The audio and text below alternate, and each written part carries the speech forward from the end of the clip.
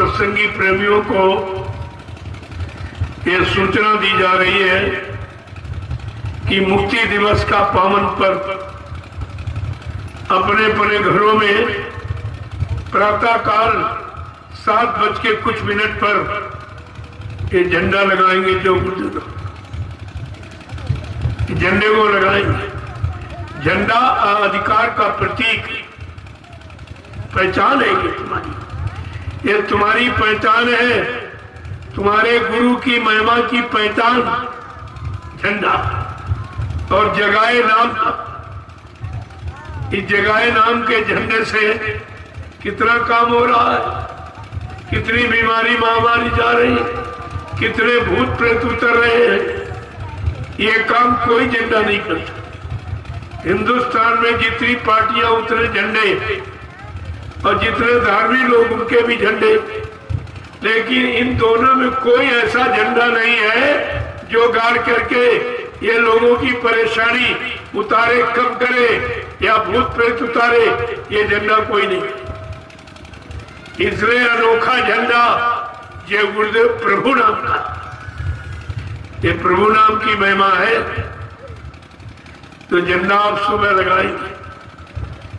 जो लोग अपने अपने घरों पर हैं, यहाँ आएंगे तो यहाँ सामूहिक बनाएंगे।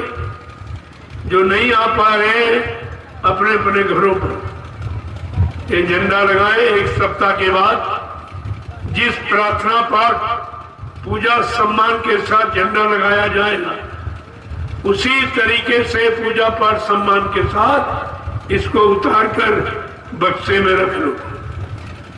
रोज वाला फिर दूसरा लगा लेना, ये साप्ताहिक। और उस दिन प्रेमी 3:30 बजे तक व्रत रहेंगे, क्योंकि बाबा जी ने जो 21 महीने बेड़ी हथकड़ी पहन कर जेल में रहे, भारत सरकार का नाम न खाया न पानी पिया, कुछ नहीं लिया। कहा ये दूषित अन्न है, दूषित लोगों के हाथ से मैं इसका प्रयोग नहीं करूंगा।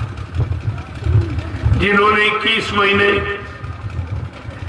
यानी अन्न पानी का कुछ नहीं, तो कम से कम एक दिन हम आप उनकी याद में एक पैर आपको व्रत रखना। शाम को 3:30 बजे भंडारे में मतलब हल्का हो जाए। व्रत के बाद हल्का नहीं नुकसान करता। आलू को उबाल दो बढ़िया और खीर बना दो, फिर शाम को आपको भोजन मिल जाएगा, पक्का भोजन। दिवाली के रूप में उत्सव मनाया जाएगा। यह है कलयुग की दिवाली, वो त्रेता वाली दिवाली नहीं, कलयुग की दिवाली। हम सब कलयुग के जीवों को लाभ देने वाली इस दिवाली को बनाना है। उसी तरह हर्षोल्लास के साथ सब प्रेमी यहाँ आश्रम में ऐसी धूमधाम से मनाए कि हिंदुस्तान के लोग जाग जाए कि कलयुग की दिवाली कैसी होगी। ये आपको सब करके दिखाना है। सत्संगियों, तुम्हें आदर्श बनना है।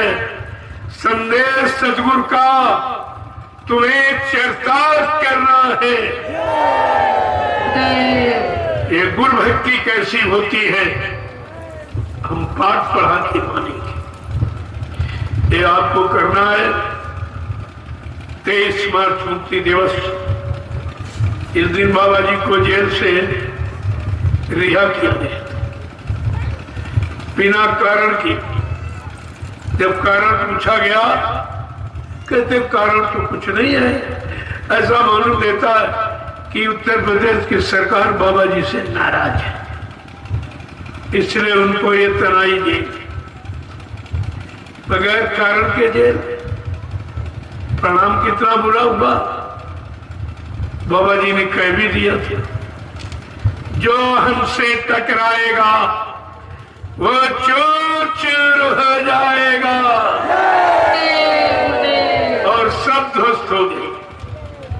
सब जिसके शासनकाल इस मुसम्मा प्रधानमंत्री ने अकारण जेल में बंद किया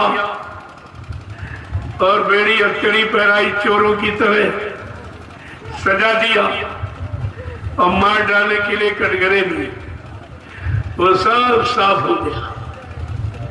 वो कुछ नहीं बचे, सब साफ हो गए। सब अकाल मौत में गए। पूरा परिवार उससे पैदा होने वाला सब अकाल मौत में चला गया। प्रेत योनि में आज वो मुसम्मा 5 रुपए बाबा जी से मांगती, कहती 5 रुपए दे दीजिए। अब सोचिए आप, ये हाल होता है संतों से टकराने पर। और सबने किया। फिर दूसरी सरकार आई, उसने कहा बाबा जी के पास जमीन बहुत है, यहाँ चमड़ा उद्योग खोलेंगे, उसका भी नामो निशान मिल गया। तीसरी सरकार आई जो सामने आंख से देख रहे हैं, पुतले को ये नहीं कह पाए ये पुतला है, ये बाबा जी का शरीर नहीं है, ये सच्ची बात नहीं कह पाए, वो भी साफ हो गए, उनका भी पत्ता साफ हो गया। तो आप देखिए जिन जिन लोगों ने किया है वो सब सजा पा गए और सबका राजनीति से पत्ता ही साफ हो गया, कुछ नहीं बचा। ये है संतों से टकराने की बात।